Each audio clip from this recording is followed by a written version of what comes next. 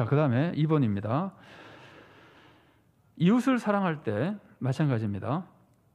이웃을 사랑할 때 내가 사랑하고 있는 사람만 보면 안 됩니다. 그것만 보면 내가 굉장히 훌륭한 사람 같은데 그렇지 않습니다. 내가 사랑하지 못하고 있는 사람을 봐야 됩니다. 그런 사람을 볼 때 내가 죄인이란 걸 깨닫게 되고 또다시 주님을 찾아가서 회개하게 되고 기도하게 되고 삶을 고치기 위해서 결단하게 되고 그렇게 되는 겁니다. 그래서 이 이웃사랑에 대해서는 자주 말씀을 나누지만 사람은 누구나 사랑하는 사람이 있습니다. 가족이나 친구나 뭐 누구나 자기가 사랑하는 사람이 있습니다. 그런데 그거는 전혀 사랑이 아니고 어떤 사람을 사랑해야 되느냐 하면은 나에게 무익한 사람, 내가 지금 사랑하지 못하고 있는 사람, 그 사람을 사랑할 때 비로소 사랑이 있는 사람이 되는 겁니다. 그래서 그러잖아요. 넓은 사람만 참 사랑이라 그러죠. 우리가 오늘 낮에도 오전에도 말씀을 나눴지만 그 연약한 사람을 사랑해야 참 사랑, 나에게 유익이 안 되는 사람을 사랑해야 참 사랑이라 하잖아요. 그러니까 부모님의 효도도 부모님이 연약했을 때 효도를 해야 참 효도라고 그러는데, 자, 이것을 예수님께서 산상설교에서 이렇게 가르쳐 주셨습니다. 마태복음 5장 46절부터 제가 조금만 읽어드리겠습니다. 46절부터 읽어드리겠습니다. 너희가 너희를 사랑하는 자를 사랑하면 무슨 상이 있으리요? 세리도 이같이 아니하느냐? 또 너희가 너희 형제에게만 무난하면 남보다 더하는 것이 무엇이냐? 이방인도 이같이 아니하느냐? 어떤 사람도 자기에게 유익한 사람은 사랑하고 자기 친구는 사랑한다는 거예요. 그거 가지고는 아무것도 아니라는 거예요. 우상숭배자랑 똑같다는 거예요. 우상숭배자도 그 정도 다 한다는 거예요. 그래서 예수님이 가르쳐 주시는 것은 무익한 사람까지도 사랑해야 된다는 말씀을 하시는 겁니다. 또 이런 말씀도 있죠. 그건 제가 읽지 않고 그냥 말씀 소개해드리면, 예수님이 바리새인 지도자의 집에 초대를 받아가가지고 이제 한 그룹 예수님께서 가르치시다가 주인에게는 이렇게 가르쳐 주십니다. 너 잔치를 배설하면 부자나 친구를 초대하지 말고 가난한 자, 장애인 이런 사람들을 초대해라 그러죠. 기억나시죠? 그러면 그 사람들이 갚지 못하기 때문에 너에게 상이 된다. 다른 사람은 다 갚아버리니까 너에게 아무런 유익이 되지 못한다. 이런 말씀하시는데 그것도 마찬가지입니다. 유익이 되지 못하고 오히려 내가 희생만 해야 되는 사람 같은 사람, 그런 사람들을 사랑할 때만 참 사랑이다. 이제 이렇게 가르치는 거거든요. 그러면 이게 차별과 어떤 관계가 있는지 아시겠죠? 사람들은 항상 자기에게 유익한 사람만 사랑하며 차별하는데 예수님은 그거는 전부 가짜고, 우리가 무시하고 뭐라 그럴까요? 가까이 하는 차별이 아니라 멀리 하는 차별을 할 수밖에 없는 그 사람을 가까이 할 때만 진짜 사랑이라고 그러잖아요. 그러니까 진짜 사랑을 하는 사람은 차별이 생기겠습니까? 안 생기는 겁니다. 진짜 사랑에는 차별이 안 생기는 겁니다. 자, 이렇게 이 사도 바울, 야고보 기자는 차별하지 말라 그러면서 한 사람도 차별하지 말라 그러고 그 예로 율법과 계명에 대해서 가르쳐 줬습니다. 그리고 이제 계명 중에서 두 가지 계명을 예로 들어서 다시 강렬하게 이제 차별하지 말라는 걸 가르쳐 주시는데, 이 말씀이 좀 재밌습니다. 재밌다 그럴 수도 있고 어렵다 그럴 수도 있습니다. 자, 4번에 반괄호 1번입니다. 차별 금지를 강렬하게 가르치기 위해서 간음 금지 계명과 살인 금지 계명을 예로 드는데 2장 11절 말씀을 제가 읽어드리겠습니다. 간음하지 말라 하시니가 또한 살인하지 말라 하셨은즉 네가 비록 간음하지 아니하여도 살인하면 율법을 범한 자가 되느니라. 이 말씀이 자연스럽습니까? 자, 2번 반괄호 2번 보세요. 이 말씀은 자연스럽지 않다고 감히 썼는데 왜 이렇게 성경을 읽는데 자꾸 말이 많죠? 자연스러우니 안 그러니? 왜냐하면 거기서 메시지를 찾아야 되는 거예요.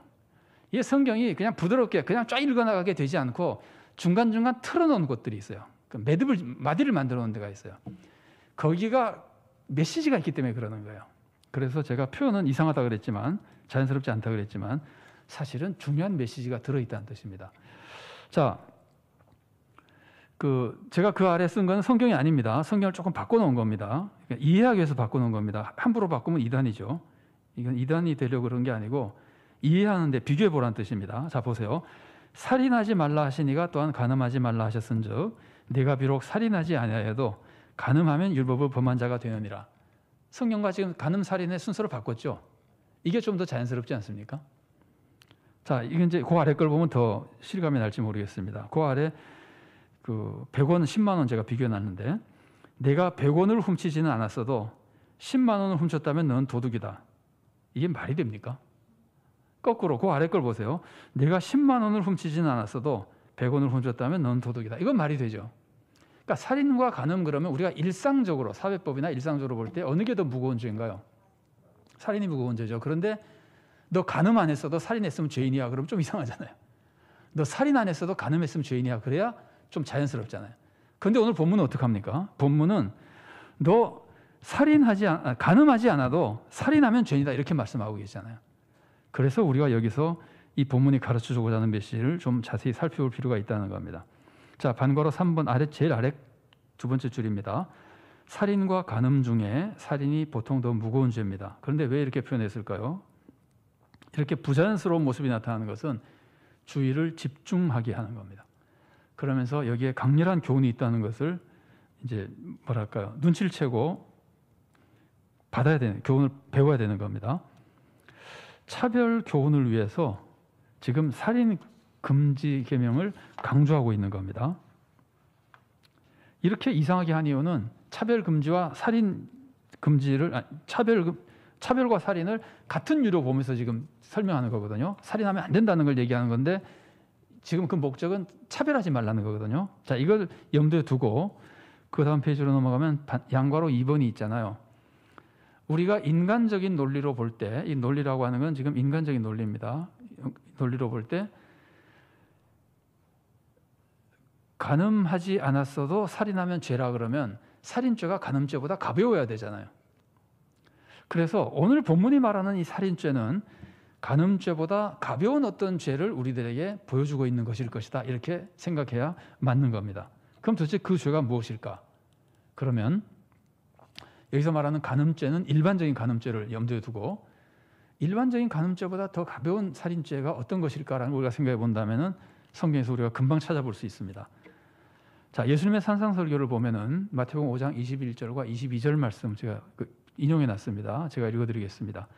옛사람에게 말한 바 살인하지 말라. 누구든지 살인하면 심판을 받게 되리라 하였다는 것은 너희가 들었으나 나는 너희에게 이르노니 형제에게 노하는 자마다 심판을 받게 되고 형제를 대하여 라가라 하는 자는 공회에 잡혀가게 되고 미련한 놈이라 하는 자는 지옥불에 들어가게 되리라.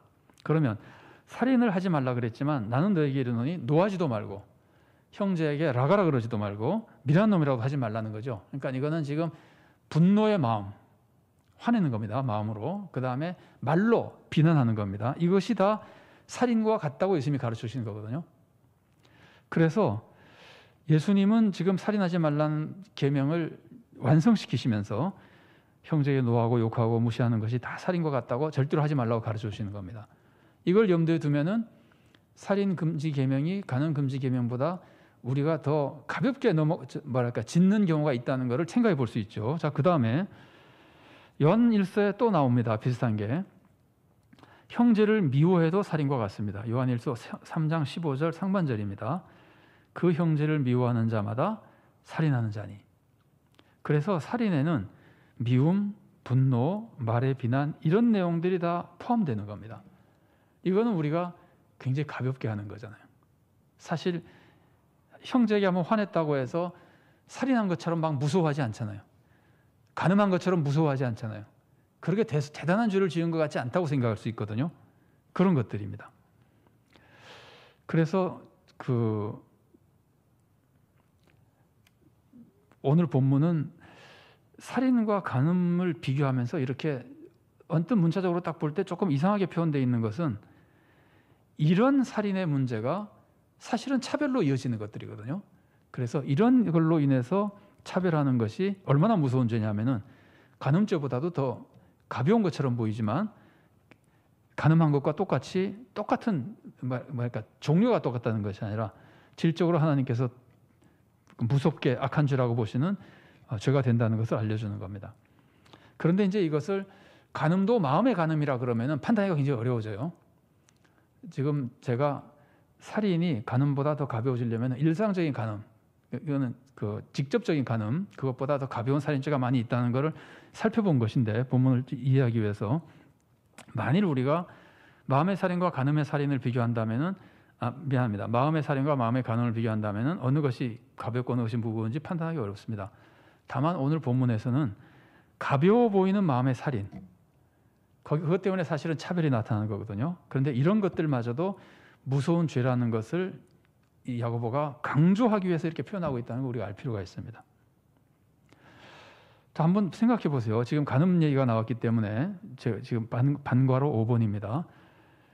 우리가 경건한 성도라 그러면 경건한 성도로 자부하는 사람이라면 다 성적 부도덕을 피하려고 그러겠죠. 성적으로 부도덕인 생활을 하지 않으려고 그럴 겁니다. 경건한 성도는 훌륭한 모습입니다. 그런데 그렇게 정결한 삶을 사는 사람이라 하더라도 한 사람이라도 차별하면 그 사람은 경건하지 않은 사람과 똑같이 죄인이 되어버린다는 거예요. 여기 지금 제가 경건이라는 표현을 쓴 거는 1장에 경건이란 말이 한번 나왔었어요. 그리고 경건이 성적으로 정결한 것과 굉장히 가까운 모습을 가지고 대표적인 경건한 모습 중에 하나로 있기 때문에 지금 비교하는 겁니다.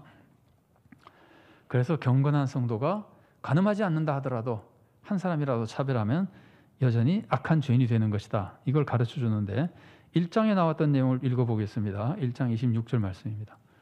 누구든지 스스로 경건하다 생각하며 자기 혀를 제갈 물리지 아니하고 자기 마음을 속이면 이 사람의 경건은 헛것이라.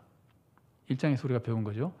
경건한 생활을 쭉 하는 사람도 말 한마디 잘못하면은 가짜 경건이 된다 그랬었는데, 말 한마디 잘못하는 것이 사실은 사람을 무시하고 차별할 때 많이 나타나는 모습입니다.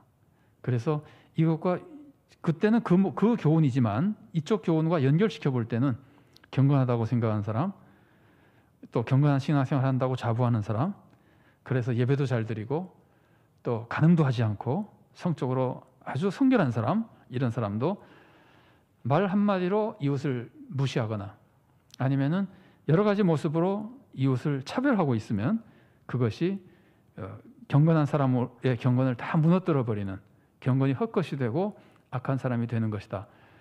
그래서 결국은 차별이 얼마나 안 좋은 것인가 하는 것을 다양하게 지금 계속 강조하고 있는 거예요.